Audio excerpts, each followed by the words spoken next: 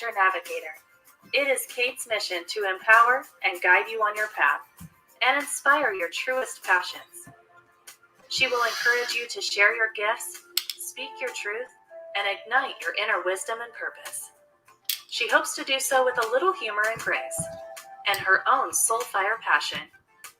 Kate talks with amazing guests who have embraced the pursuit and are fanning the flames of their own passion, purpose, and soul fire wisdom. Now here's your host, Kate.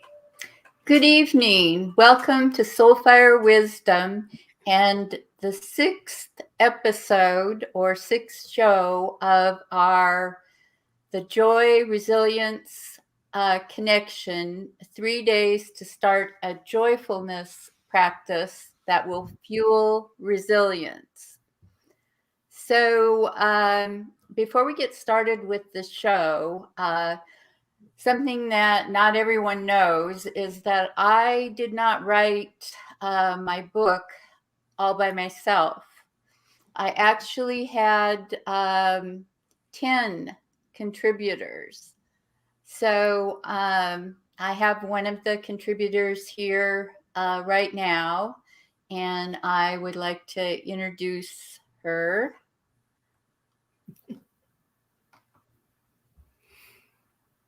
No. Okay.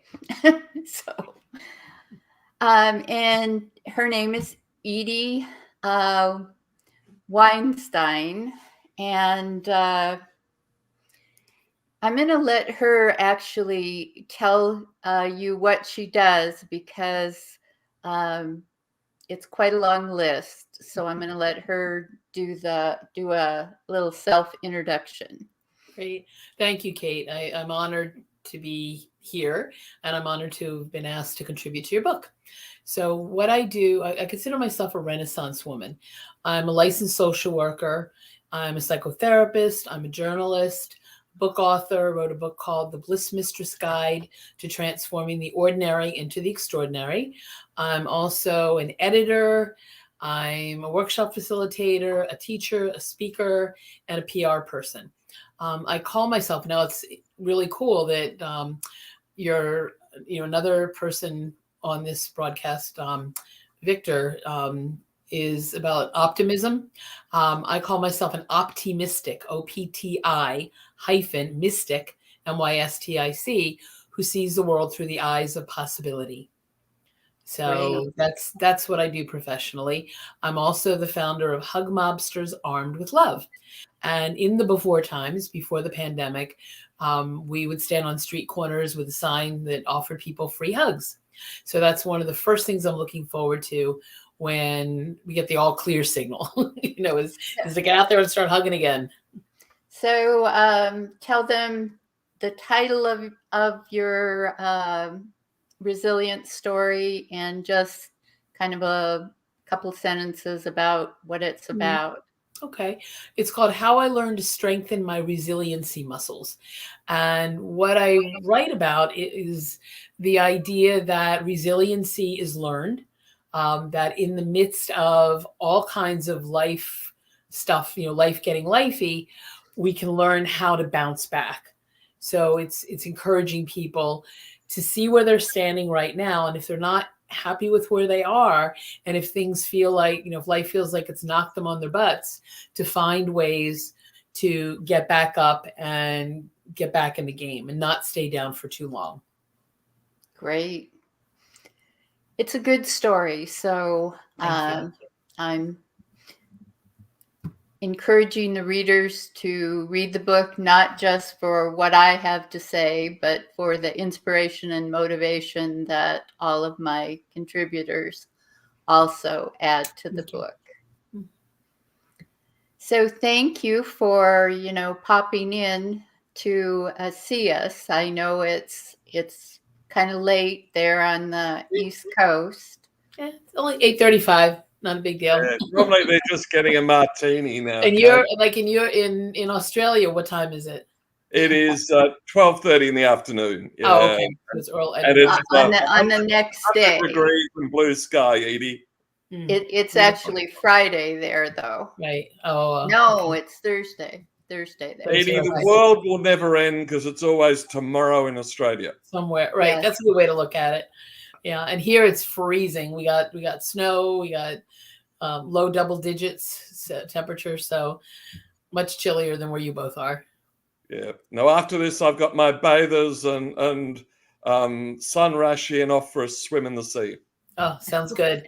Well, I'll enjoy it vicariously. So thank you for sharing that. Okay, well, we will let you go, and Victor and I are going to talk about joyfulness and resilience practices. So Wonderful. Have fun. okay, bye. Bye.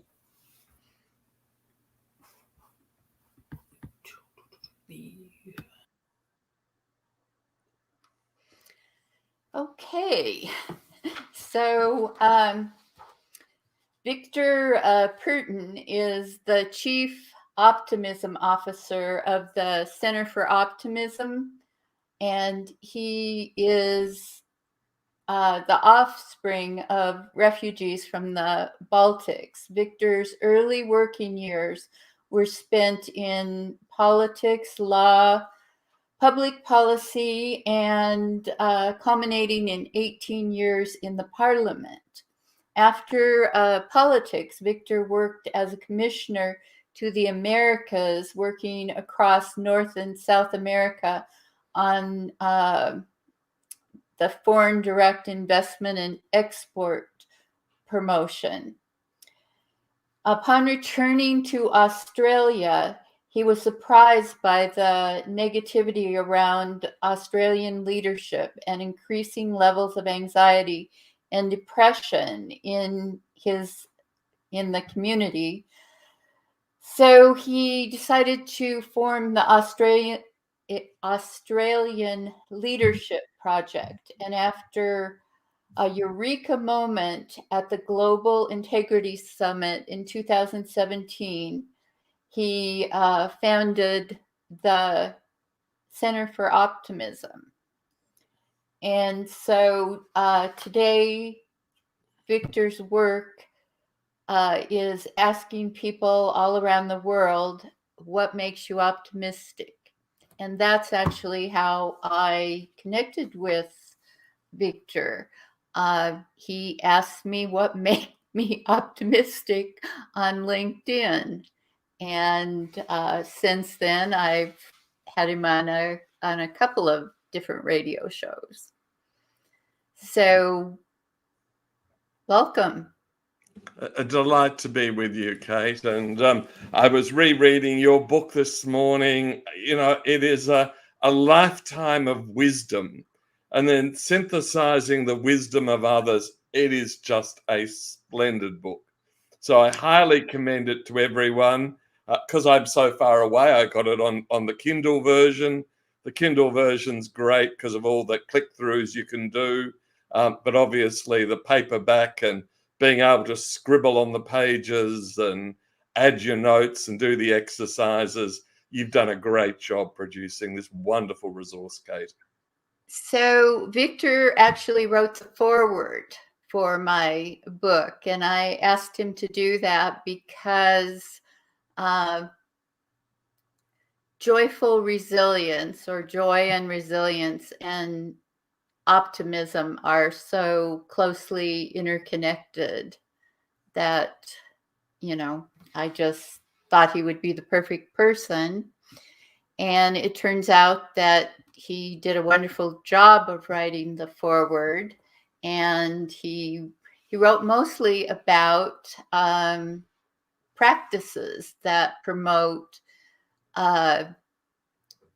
joyfulness, optimism, and resilience. So that's what we're going to talk about today.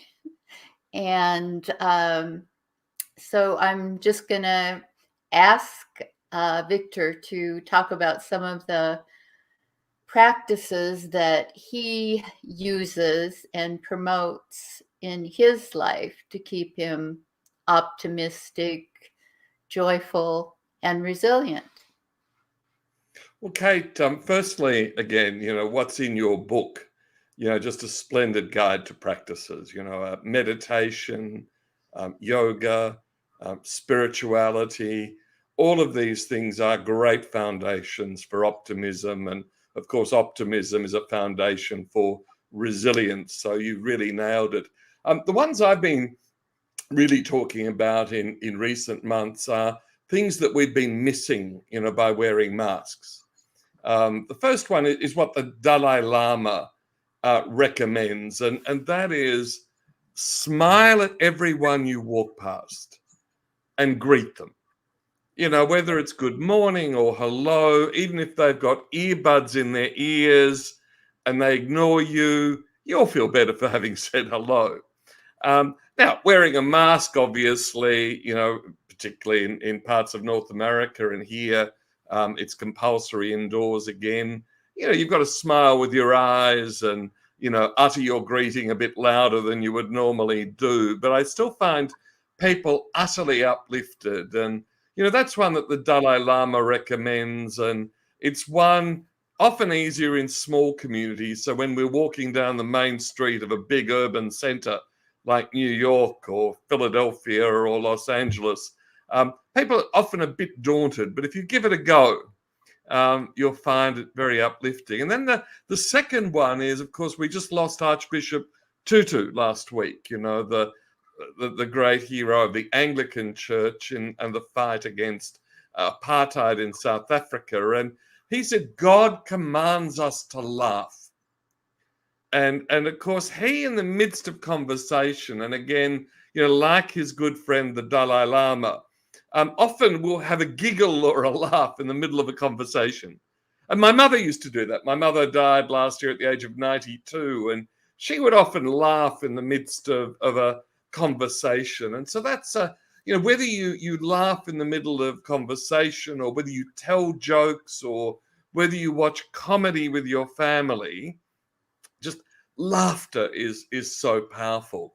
And then just before New Year, Kate, I did a practice which comes out of the positive psychology community called My Best Self. And what you do is you meditate for 5 minutes, imagining a day 5 years hence. What will you be like? If your health and your occupation and family and society thrive, what will you be doing in 5 years' time? And then you spend 10 minutes journaling. And you try and do this every 3 months, every 6 months. And normally I have recommended it, Kate, as an individual practice. That you do it at home, you have a glass of wine, a cup of coffee, and you lock yourself away to do it. But I did it in a group via Zoom. And we had people stretched from San Diego to India, 30 people. And I led the meditation, and then they wrote for 10 minutes. And then I said, look, would you like to share something? And I'm thinking one sentence or two on optimism or 2022. But all of them wanted to share something of what they had written.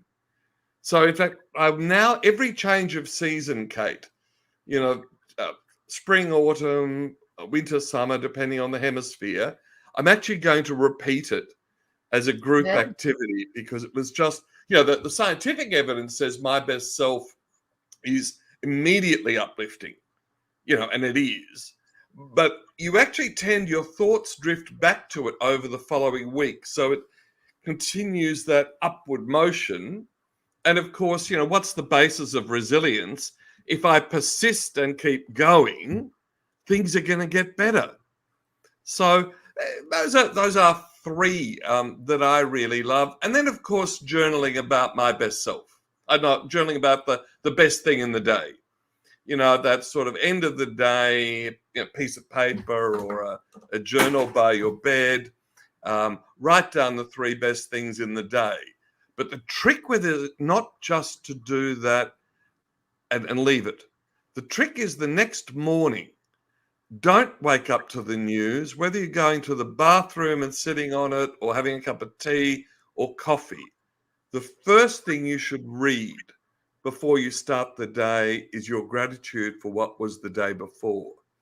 And interesting enough, Stephen King, the horror writer, who spends his time writing stories, making us fearful, I read an interview of his where every morning before he gets out of bed to write, he spends 5 minutes meditating on what he's grateful for. And then the other practice, which is actually a non-practice, Kate, is to tune down the news. You know, if you really want to drive yourself nuts, you would be listening to the news all day with the statistics on COVID and every car accident and every shooting and every bit of bad news. So limit the amount of news you listen to every day, maybe half an hour in total. And make sure you're using other mechanisms like podcasts like yours, Kate, which contain uplifting information that really lifts people. I can go on and on, as you know, Kate, because we've got 20 Yeah. practices to make people more optimistic. And Those are the key ones, I think. music. Gosh, yes, Yes. I've been murdered by my team. In fact, next week we've got the music of optimism, and so we actually have lots of playlists. And you know, mine opens up with August Green, you know, the Black Supergroup, and Optimistic. But even people like Farrell, and you know, dancing in the morning to his Happy, whether it's the video or the music, and you know, then old singers like Nana Mouskouri, you know, Here Comes the Sun, and even the Beatles, you know, everything This is is getting gonna be better. the best day of my life Yeah. by American authors. Yeah, no. The best time, Kesha, isn't it? Kesha is the singer. No. The best day of my life is by the American authors. There's a more modern version in one of those funny little animated films, but Well, beautiful. But if everyone just remembers, you know, just every day, you know, whether it's at home or in the corridor at work or walking down the street, just smile at people and say hello, or in Australia, of course, say g'day. And then one funny little nuance, Kate, that you might like, probably not so much applicable in the USA, but to your other listeners, is that in countries like Australia, Ireland, England, France, our greeting is often, how are you? You know, g'day, how are you? Hello, how are you? And the response, the normal response is not bad or not too bad. Now, talk about a non-answer. Now, of course, do we ever say, oh my God, what's wrong? No, we've just got so used to it that we just let it go. And it's a wasted question and a wasted answer. So we've done this in prison and other environments where we've got people to get rid of that question, how are you? And replace it with something like, what's been the best thing in your day? Or what's the best thing happening for you? And the work we've done suggests that about 80% of people will respond with a story of hope and optimism. Now, sometimes they're going to think you're a Martian because they've never been asked that question before. So you might have to repeat the question, you know, what's the best thing in your day? But if your listeners want to try it for a day or a week, I guarantee it will become a habit, because they will just find, whether they're in the grocery shop and asking the checkout person, or whether they're dealing with members of their family, 80% of their conversations will start with a positive uplift. Yeah. Getting things going in a positive direction is always works a little better, especially with our mind sort of negative bias that we tend to lean toward. Yeah, it's a funny thing, isn't it? In fact, yesterday, the World Economic Forum released their global risk statement. And this is what they said, Kate. A lack of optimism could create a vicious cycle of disillusionment and social unrest. And they are right. Now, the terrible thing is, in their global risk perception survey, which only goes to the elite, only 16% of respondents feel positive and optimistic about the outlook for the world. So there's a mission for you, Kate. There's 84% of the world need to believe in a better world, and you're the woman for the job, Kate. In fact, I hear there might be a need for a presidential candidate in 2024. So maybe it could be you and Hillary on a joint ticket. I certainly wouldn't wish that job on definitely wouldn't wish that job on myself, but I don't know if Do you I'd wish remember it on anyone. Greenspan, the former head of the Federal Reserve? I know we need good, optimistic leaders, but it's a hard job. I remember Alan Greenspan, the former head of the Federal Reserve, wrote a book, and he was quite egotistical himself. But his view was that anyone who wanted to be president of the United States should be excluded from the ballot. Yes, You've got to drag them kicking and screaming. True. Yes. And some of the candidates that, people have suggested for the job, it's like, I wouldn't want them to do that because it would just destroy that goodness. It's hard. There's the level of criticism leveled at leaders in government and business now is just so constant. It's wearing people out. And it's to these extreme levels, like, it's not even like logical. It's like calling people names down to that kids in grade school aren't even supposed to act that way. See, the sensible centre doesn't appear on television. So it doesn't matter whether it's Fox or CNN, they are both looking for people from the extremes to make extreme comments that surprise people. The sensible people are not getting a run. And I don't know quite how we solve that. I try and do it by interviewing people as you do, Kate, and bringing good people onto the air to share with the thousands of people you and I can share with. But how we get into that mainstream media, which is now shock, horror, and entertainment, but not much in the sensible centre. Yeah, they don't seem to want to. You're right. They want sensationalism rather than, logic or optimism or anything like that. But that's the great benefit of a book like yours, that tens of thousands of people around the world, hopefully millions of people around the world, can pick it up, read the text, Evie's, stuff, Evie's story and other stories. But then what you've got are those fabulous practices and space in the book to write. I love that. I always try and leave space in my books, Kate. I encourage people to scribble on them and add bits. And that's the lovely thing about your book and your work. And whether it's your Reiki or your coaching or the like. I am hoping that it will make it to 3 or 4 continents. Well, I think you could even get it to Antarctica. There are still planes going, and they do have not unless I had someone carry it there on a trip. One of the lady who was going to be one of the guests on this book launch, she's actually on a trip to Antarctica right now. Her name is Lise de Geer, and I mention her in the book, but she wrote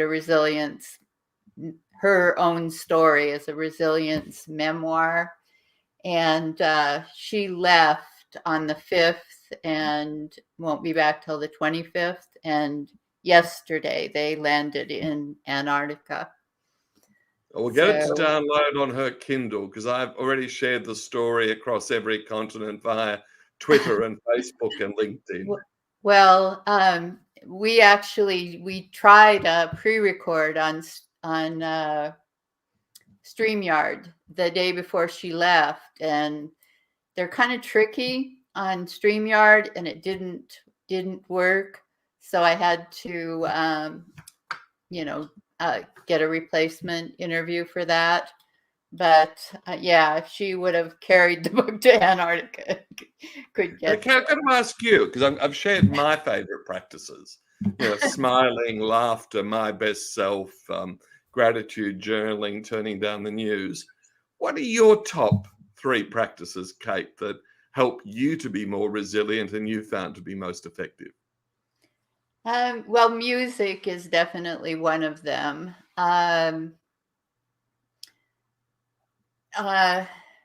Reframing when my thoughts try to go off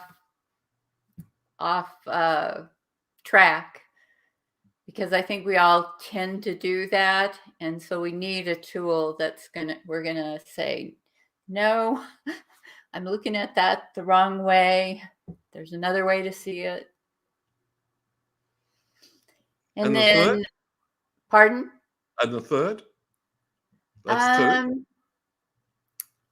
Keeping connected with people. Bill George, the expert on leadership who wrote the book True North, the Harvard expert. I asked Bill the same question I asked you, Kate, what makes you optimistic? And he said, being surrounded by positive people, what a blessing. Yes, And definitely. so if you can say, we've all got to spend time with negative people. It could be family, it could be at work or the like. But when we can choose who we're with, if we can choose the people who lift us rather than bring us down, it's even humor too. One of the things that's changing in Australia, you in your kind introduction, you talked about the negativity and this negativity of language. So Australian humor has typically been self-effacing, right? Not ridiculing others. And what's crept in over the last 20 years, and I'm afraid American television has had some role in this, is this ridicule, and it comes in TV shows, the competition shows, some of those cooking shows, where someone comes to improve your bakery or they come to Even improve your cooking. restaurant, and they just swear their heads off and call you an idiot. And that's somehow meant to be funny. So I think, that's been a change for the worse in the world. And, all we can do is tell the jokes that lift. But I think it's a really interesting phenomenon, the attractiveness now of jokes that bring people down rather than lift them up. Yeah, I think all we can really do is try to present alternatives. Because I think a lot of people don't like the negativity and division and just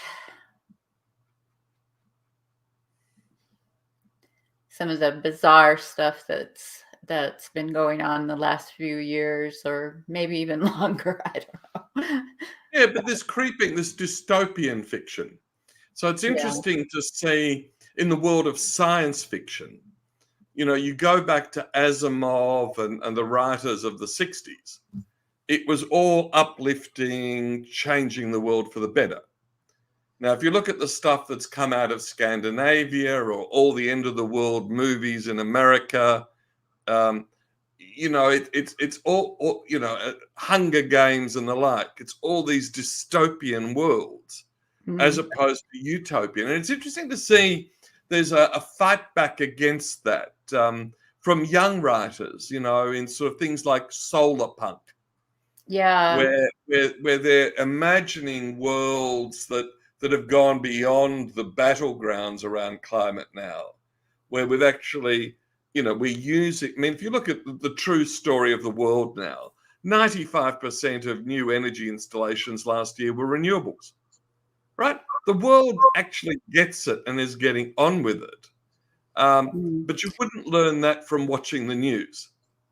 That Well, the USA will meet its Paris targets, right? It didn't rely on Donald Trump's rhetoric. It relied on the private sector understanding what their customers wanted in terms of environmental responsibility and getting about doing it. So, America's, reaction to climate change owes more to the intelligence and goodwill of its people than the debates about it in Washington. well, Washington, don't even talk about that now. They just plain don't make sense the way our legislature operates. It just and so we're both old enough to remember, Newt Gingrich and Bill Clinton, who used to fiendishly fight at each other in public. But then they got together to do an agreement for America that delivered the first balanced budget in decades and actually a period of great increased prosperity. So when they can reach across the aisles, it's absolutely fantastic.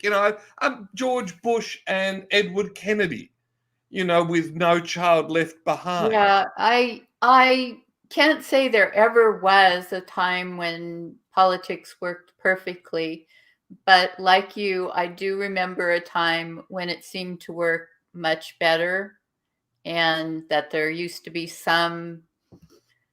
what is frustrating, I think, to many people is that what they're doing now is just, it gets nothing done. It just is unproductive. And, it's like people playing games, and that's and not demonization, really. Kate. It's, demonizing the other side. Right, man, like I come from a Baltic background, what the communists did, to my ancestors and to my ancestors' country. It's just the height of evil, right? Yeah. But yet, I know communists here, right, who are Marxists, but we can actually work together on some elements that we agree on. When you look beyond the ideology and look at what's in common, you go so much further. And that's exactly, again, what you do in your book, reaching out to friends and people you admire to find that common ground. Yes. Well, we've kind of slipped here into an area of talk that is hard to be optimistic about. So, no, you can only be optimistic. Optimism and action. Well, I'm optimistic about the fact that there's a lot of room for improvement in this particular area. So, but you mentioned something earlier that I think is a generally good practice. Is I do believe in knowing what's going on in the world, but to limit your intake of things that you can do nothing about is probably a good practice. And that's not to say that you shouldn't try to affect change in the areas that you can, but spending a lot of time just listening to negative stuff and then feeling frustrated probably isn't going to help you be more optimistic, joyful, or resilient. Yeah, I love the young people who are working on solutions-based journalism. Yes. The notion that if you're going to write a story about something, then give people an avenue or an outlet for doing something about it. And that is the approach of a lot of young people, and I do really think that's a good sign. So yeah, and we can all contribute to that. And although, can I tell you a funny story, Kate? I was giving a speech recently, And I said, look, all you can do is all you can do. And there's nothing I can do to stop the fighting between Tigray and the Ethiopian government. Well, blow me down. We were holding an event at the Centre for Optimism 3 days later. And one of our members wrote and said, look, I can't be there. I'm with the UN forces in Tigray. So we were reaching out and we were supporting someone who was in Tigray trying to bring peace. So again, I don't think there's probably no problem in the world that we can't contribute in some way. But, Yes, you know, when we let it overwhelm us. If you're taking action, that's a lot different than if you're just sitting back and listening and then worrying about things and then not doing anything. Yeah. So thank you for being here today and talking about the practices that help us be more joyful, resilient, and optimistic. And thanks so much for writing the foreword for my book. Just a huge honor. And we can remind people of those practices. Just start by smiling at the people you live with and the people you work with and the people you do business. Laugh a little bit more and daydream about a better tomorrow. And then, as Kate just said, don't just daydream about making a better tomorrow. The outcome of daydreaming will hopefully provide you with an opportunity mindset to make it better. Yes.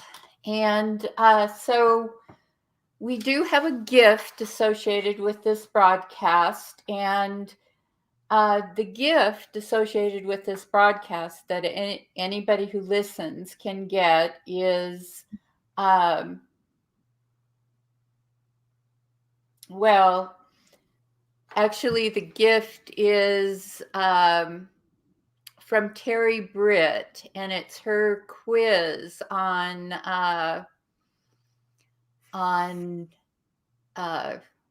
what does she call that? The Worthiness Quotient. Claim your crown. But there is another gift from Victor, and that gift is a 1-year subscription to the Center for Optimism. And that gift will be drawn on the 18th, where we have 5 gifts that will be done by drawing. And that's actually to give people who aren't listening live and listen to the replays of the videos or podcasts between now and the 18th, and they can be part of the drawing, and they could get a 1-year subscription to the Center for Optimism. And Victor really does have a lot of good content on As is now the biggest website in the world with material. We've got now 15,000 quotable quotes from presidents and prime ministers to women digging ditches in India. So a great variety of thought and wisdom. Okay, and so the next broadcast will be tomorrow morning at 8:30 a.m. Pacific time, and I'll be speaking with Victoria Marie Gallagher, and she is a hypnotherapist, and she is also an author and speaker and a law of attraction expert. So we're going to be talking with her about attracting, envisioning, and manifesting your best life. So be sure to tune in for that. To get the book, go to joyfulkate.com, and to sign up for the gifts, go to soulfireradio.com/gifts.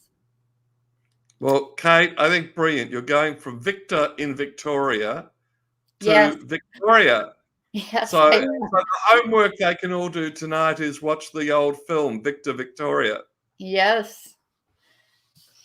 So thank you again for being here. And I'm just going to say, bye for now. I'll see you tomorrow. Thank you for listening to Soul Fire Wisdom with Kate Olson. We hope you enjoyed the show. If we made you laugh, brightened your day, or sparked a new thought, we have succeeded in our mission.